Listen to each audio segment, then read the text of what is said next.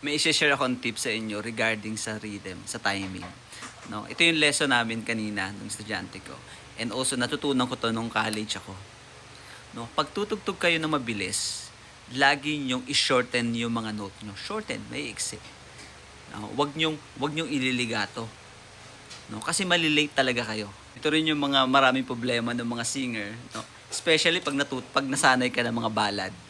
No, lagi ang kanta mo is pa legato. For example, yung kanta ng Copacabana, no? My name is Lola. Da da da da. Hindi.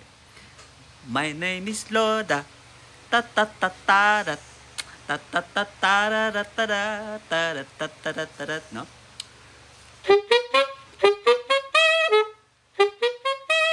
Yeah, wag mo tutugtugin na. No?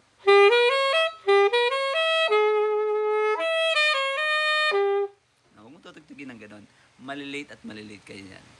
Tatatatada, tatatatada, tatatatada, tatatatada, tatatatada, tatatatada.